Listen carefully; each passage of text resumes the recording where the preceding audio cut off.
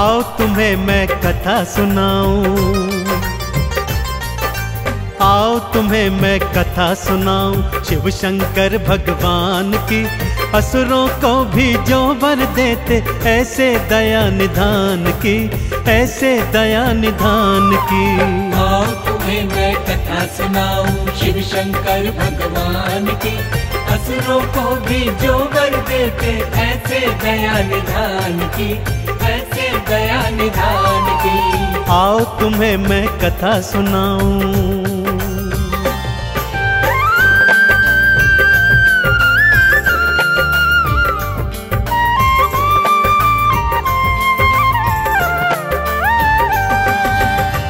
भक्तजनों, पहली कथा दैत्यराज भस्मासुर की सुनाता हूँ। भस्मासुर ने अपनी अनन्य भक्ति और हठ योग से शिव भोलेनाथ को प्रसन्न किया और वरदान में यह वर मांगा कि वो जिसके शीश पर हाथ धरे वो तत्काल भस्म हो जाए। जैसे ही भोलेनाथ ने तथास्तु कहा, वो पापी वरदान की सत्यता जानने हेतु भगवान शिव के सिर पर ही हाथ रखने को तत्पर होने लगा और उन्हें भस्म करने उनके पीछे पीछे भागा। तीनों लोकों के आराध्य भगवान भोलेनाथ आज स्वयं अपने प्राणों की रक्षा हेतु आगे आगे भाग रहे हैं और पीछे पीछे दैत्य भाग रहा है। आगे क्या हुआ, आइए सुनते हैं।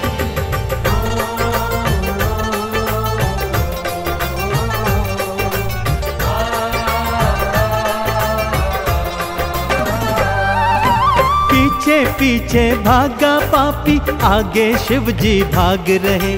सृष्टि के हरता देखो अब स्वयं मृत्यु से कांप रहे। भागते भागते विष्णु लोक में शिव शंकर देखो आए। हे विष्णु प्राणों को बचाओ, शिव शंकर ये बतलाए। कैसे विष्णु जी ने की थी,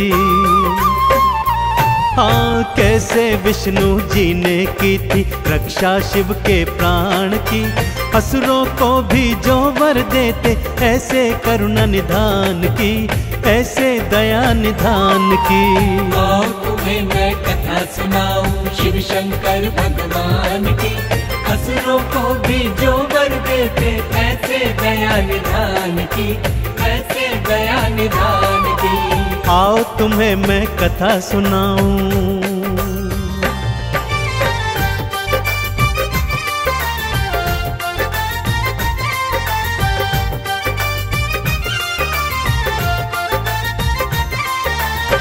शिव शंकर के आवाहन पर श्री हरि ने योग निद्रा को त्यागा और तत्काल प्रभाव से मोहिनी का रूप धारण किया और असुर के सन्मुख पहुंच गए। काम आंध होकर ज्यों ही असुर मोहिनी की ओर लपका तो मोहिनी बने विष्णु जी ने कहा कि पहले तुम्हें मेरे साथ साथ नृत्य करना होगा। जैसे जैसे मैं नाचती जाऊं तुम भी वैसे वैसे मेरे साथ नाचते जाना। और मोहवश मोहिनी की ताल पर असुर ता थैया कर नाचने लगा। जैसे जैसे मोहिनी नाचती भस्मासुर अनुसरण करता जाता और जैसे ही मोहिनी ने नाचते नाचते अपने स्वयं के सिर पर हाथ धरा, राक्षस ने भी ऐसा ही कर दिया और भगवान शिव के वरदान स्वरूप वो तत्काल भस्म हो गया। इस तरह मोहिनी रूप में श्री हरि विष्णु ने शिव शंकर के प्राणों की रक्षा करी।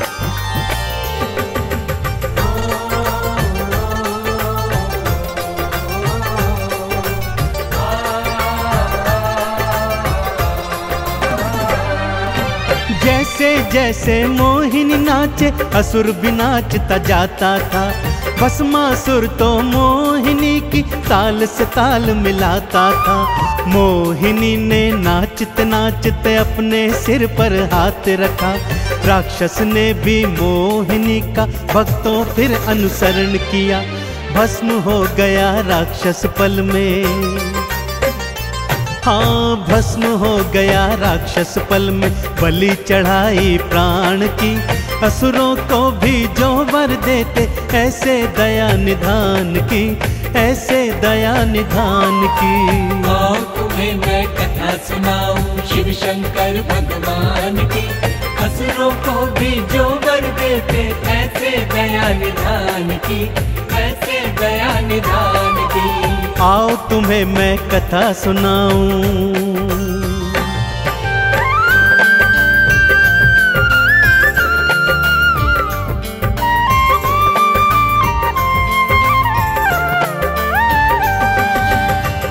दूसरी कथा का प्रसंग इस प्रकार से है भक्तों। एक बार मां पार्वती भोलेनाथ से शिकायत करते हुए कहती हैं कि लक्ष्मी और ब्रह्माणी तो स्वर्ण के बने महलों में रहती हैं और मैं इस कैलाश पर्वत पर, मुझे भी एक अच्छा सा सोने का बना हुआ महल चाहिए। भोलेनाथ ने बहुत समझाया, परंतु मां गौरा नहीं मानी भक्तों। गौरा की हट के आगे विवश भोलेनाथ ने विश्वकर्मा को आदेश दिया कि वो ऐसी एक स्वर्ण की नगरी बनाए जिसका तोड़ तीनों लोकों में न हो। भगवान शिव के आदेश की देरी थी कि विश्वकर्मा ने स्वर्ण की ऐसी ही नगरी निर्मित कर दी।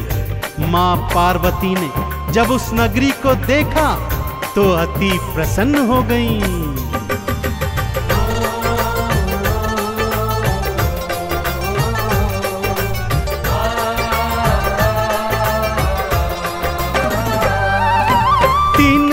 में सबसे सुंदर ऐसी नगरी बनवाई। नगरी देखी गौरा ने तो मन ही मन वो हर्षाई। गृह प्रवेश की खातिर कोई पंडित भोले बुलवाओ। यज्ञ हवन और पूजा अर्चन हे शिव शंकर करवाओ। सबने अनुशंसा की भक्तों, हाँ सबने अनुशंसा की भक्तों। फिर रावण के नाम की असुरों को भी जो वर देते, ऐसे दया निधान की, ऐसे दया निधान की। आओ तुम्हें मैं कथा सुनाऊं शिव शंकर भगवान की।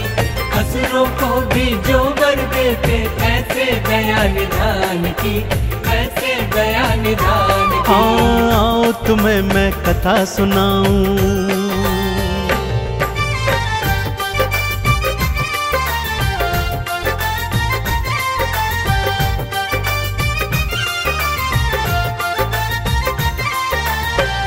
सभी ऋषि मुनियों और देवी देवताओं ने शिव शंकर को यही बताया कि भगवान रावण जैसा प्रकांड पंडित तीनों लोकों में नहीं है, अतः उसी को गृह प्रवेश के पूजन पर आमंत्रित करना चाहिए। ऐसा ही हुआ भक्तों।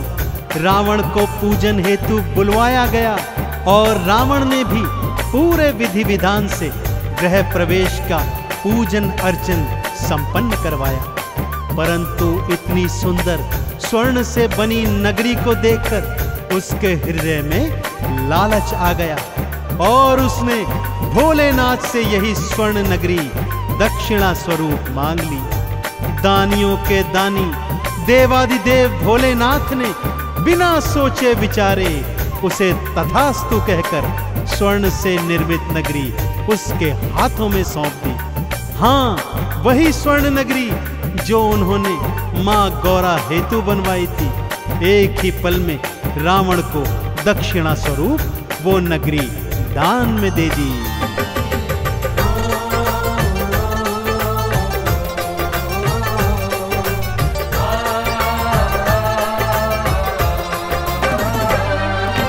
एक पल को ना देर लगाई, दान में लंका दे डाली। आप फकीरी हाल रहे और सबको देते खुशहाली। स्वर्ण की नगरी देखो रावण फिर अपने घर ले आया। पापी था पर शिव शंकर का भक्त परम वो कहलाया। वेद पुराण भी कहते गाथा, हाँ, वेद पुराण भी कहते गाथा शिव शंकर के दान की, असुरों को भी जो वर देते ऐसे दया निधान की, ऐसे दया निधान की। आओ तुम्हें मैं कथा सुनाऊं शिव शंकर भगवान की, असुरों को भी जो वर देते ऐसे दया निधान की, ऐसे दया निधान की। आओ तुम्हें मैं कथा सुनाऊं।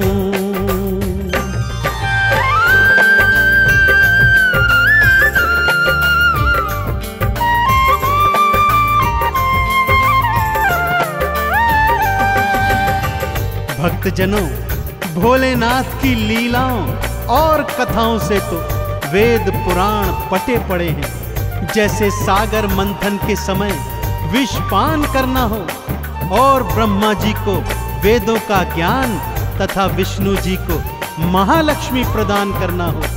ताड़कासुर, जालंधर जैसे अनेक असुरों ने भोलेनाथ को प्रसन्न कर उनसे अभय वरदान प्राप्त किए हैं। तो फिर भोलेनाथ जो असुरों को भी वर देते हैं, क्या आपकी भक्ति से प्रसन्न नहीं होंगे भक्तों? अवश्य होंगे। कैसे होंगे? आइए आपको बतलाता हूं।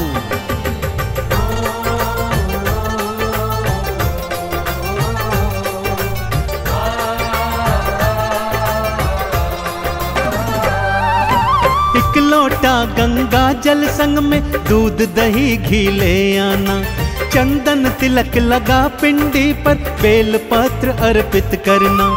बस इतनी सी भक्ति पर शिव भोले खुश हैं हो जाते, भक्तों के भंडार वो भोले अपनी कृपा से भर जाते। व्यर्थ जन्म न गवाओ भक्तों, हाँ व्यर्थ जन्म न गवाओ भक्तों, आई घड़ी गुणगान की, असुरों को भी जो वर देते ऐसे दया निधान की, ऐसे दया निधान की। आओ तुम्हें मैं कथा सुनाऊं शिव शंकर भगवान की, असुरों को भी जो वर देते ऐसे दया निधान की, ऐसे दया निधान की। हाँ, तुम्हें मैं कथा सुनाऊं।